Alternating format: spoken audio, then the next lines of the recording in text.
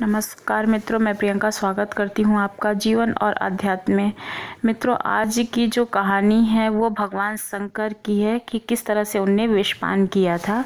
अभी शिवरात्रि आने वाली है और कहते हैं कि शिवरात्रि इसी वजह से मनाई जाती है क्योंकि भगवान शंकर ने विषपान करने के बाद में मूर्छित हो गए थे और फिर उन्हें होश लाने के लिए उनके ऊपर सारी चीज़ें चढ़ाई जाती थी, इसलिए शिवरात्रि मनाई जाती है।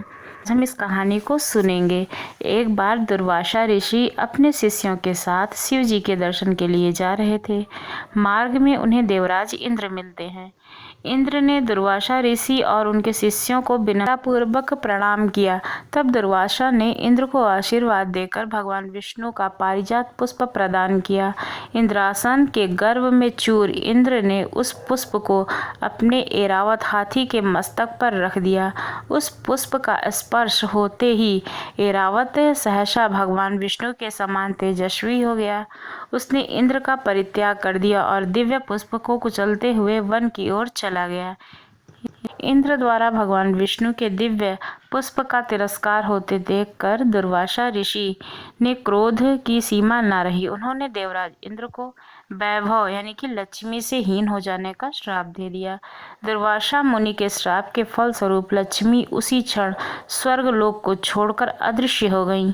लक्ष्मी के चले जाने से इंद्र आदि देवता निर्बल और धनवान हो गए। उनका वैभव जो था वो लुप्त हो गया। इंद्र को बलहीन जानकर दैत्यों ने स्वर्ग पर आक्रमण कर दिया और देवगण को पराजित करके स्वर्ग के राज्य पर अपना परचम फहरा दिया। तब इंद्र देवगुरु बृहस्पति और अन्य देवताओं के साथ ब्रह्मा जी की सभा में उपस्थित हुए। तब ब्रह्मा जी बोले, देवेंद्र, भगवान विष्णु के भोग रूपी फूल का अपमान करने के कारण रुष्ट होकर भगवती लक्ष्मी तुम्हारे पास से चली गई हैं।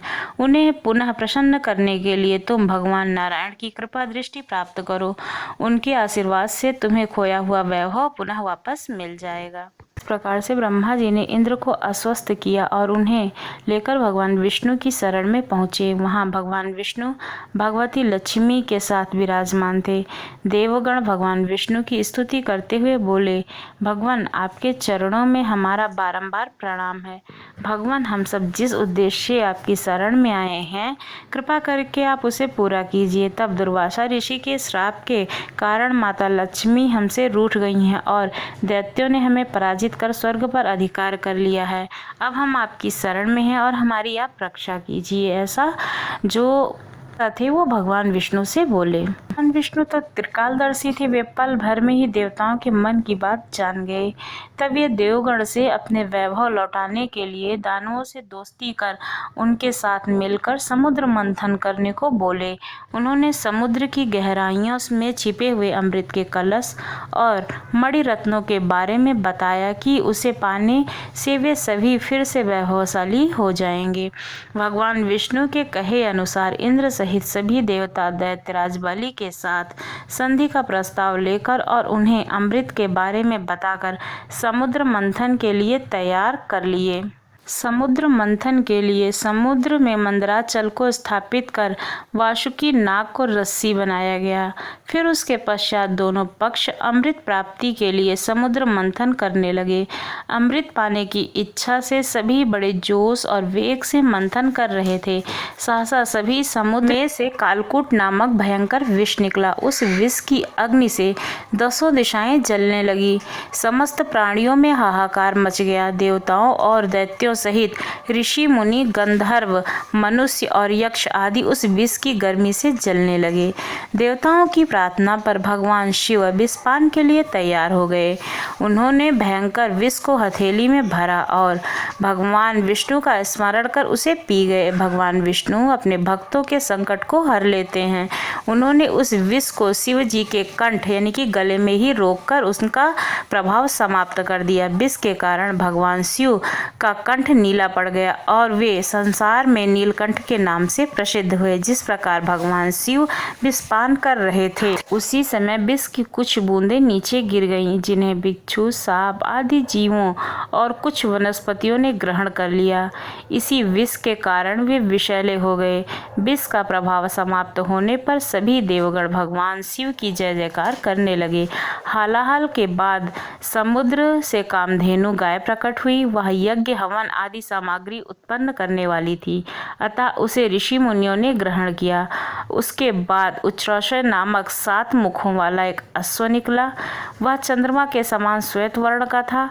उसकी सुंदरता से प्रभावित होकर उसे दैत्यराज बाली ने ग्रहण किया। समुद्र से श्वेत वर्ण का ऐरावत निकला।